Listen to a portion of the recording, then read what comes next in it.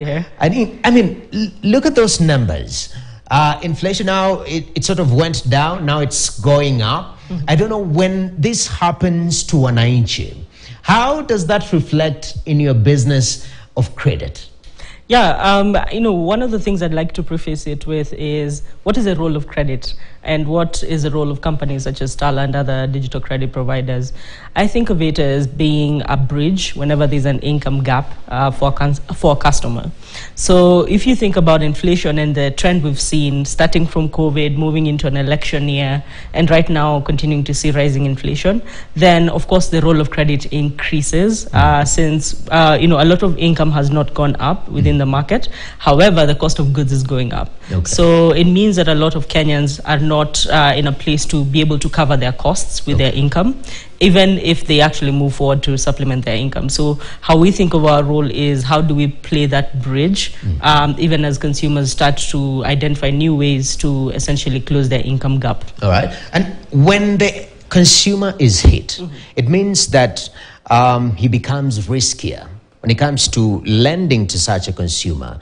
I mean, I understand digital lenders sort of revolutionize how we lend, but traditionally you have to handle that aspect of risk. So tell me the balancing act that you carry on in this context. Yeah, that's a very good question. How I think about it is there's more traditional institutions such as banks who underwrite very differently.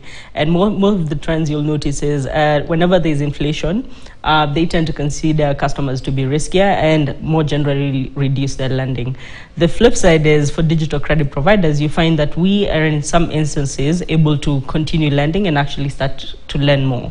So the question is, how are we able to do that? The power of digital credit providers, you mentioned, our big innovation is around machine learning.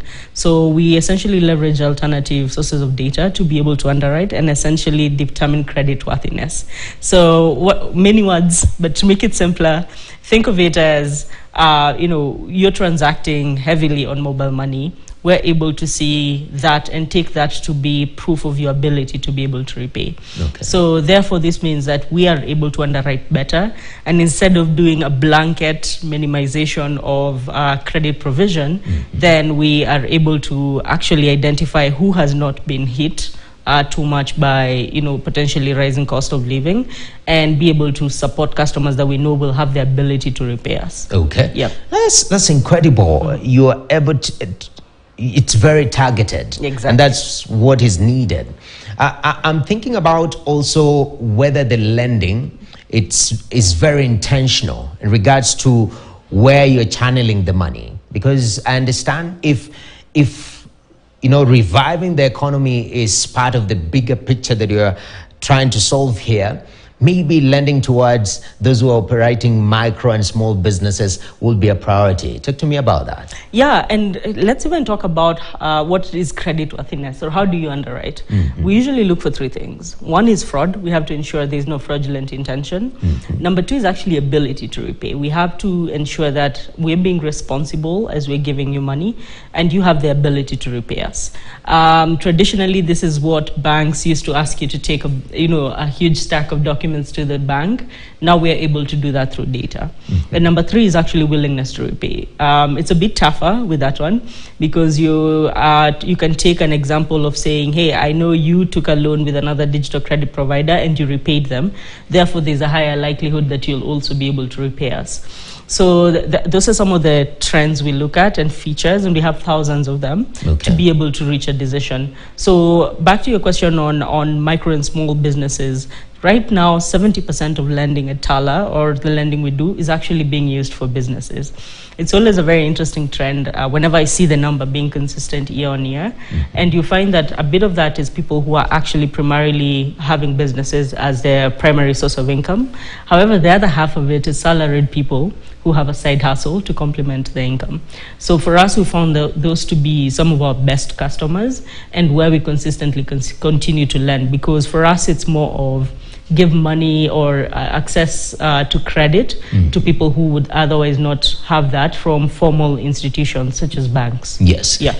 And I know even looking at the evolution of digital lending in the country, it's really grown. We've seen regulations step in, CBK coming in very strongly. Talk to me about you as an industry player. Where are you seeing this going? Because everyone always throws in AI, this is the future of mobile lending, especially looking at how unstable things might be economically in the medium term, looking what is happening in the Middle East, looking what is happening in the West, raising rates, which is having an impact in the local economy. What is the future of digital lending here? Yeah, and really good question. How I think of it is we were in the first phase of the industry over the last 10 years.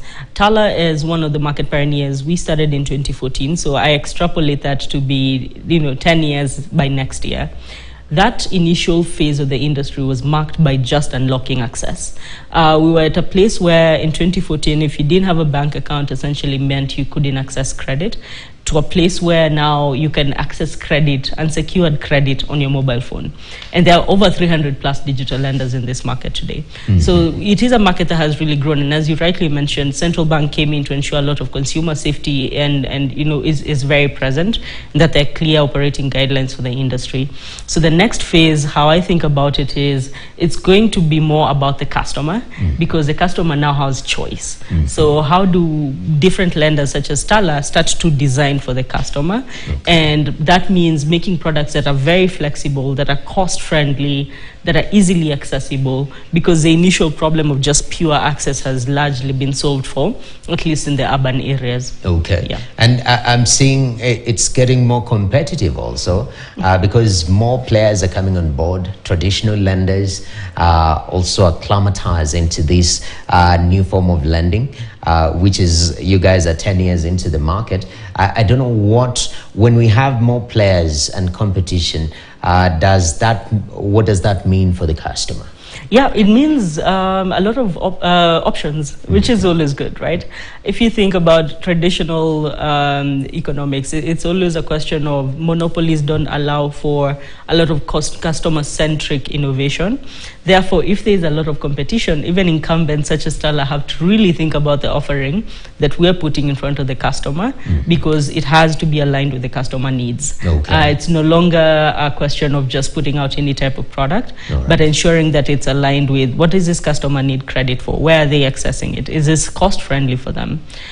Because essentially the customer now has probably 299 additional options is how I'd frame it.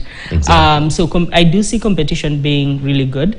And the other thing I'll mention before we move on from this is there's also a huge gap in the market. I wouldn't say the market is saturated in terms of the credit that is available. We do see the numbers we get year on year is in the billions of dollars in terms of deficit of credit needed in this market. Therefore, it's not a zero-sum game. I wouldn't say that even with all the different digital credit providers, that the need is fully addressed for customers. We're still ways out from that. Oh, that's incredible. I mean, I'm looking even the government with the Hustler Fund. It's similar model, and the issue of default has always been a concern. In fact, even as we finish, one of my directors was telling me, "Ambia Tala wache kutupigia simu bwana." It's like you've been calling them. Have you observed some certain trend in regards to that willingness to pay? Is it something that is evolving amongst the market, or is sort of flat rate? Yeah, no, and also let me just address the first point, because I always find it interesting. The example I like to give is by virtue of being a market leader, our name is like Omo. You see how you'd name any brand even if you're not referring to Tala. Okay. So a good example is you might find that probably there are lenders who are having a bit of a challenge, but there's a generalization that it's Tala. But for us, I would say honestly, our numbers have been fairly stable. Okay. Our repayment rates are usually about up to 95%. The lowest we've seen is maybe 90%, but that was during the COVID period. But part of what informs that trend is in credit, it's only business where you essentially choose your customer. Okay. Therefore, we are very careful about who we give credit to, and we see that actually translate to our repayment rates. So therefore, so far, everything is stable. Okay. However, we're very aware that customers are feeling very pressed, and it's informing a lot of the different credit innovations that we've launched around driving flexibility through customers being able to choose their due date, having daily pricing, being able to top up their loans. So all these different features that we're bringing in to ensure that the product is as flexible as possible. All right. Yeah. Ann, thank you very much for your Pleasure. time. Really appreciate Ann Selamumbi, General Manager Tala.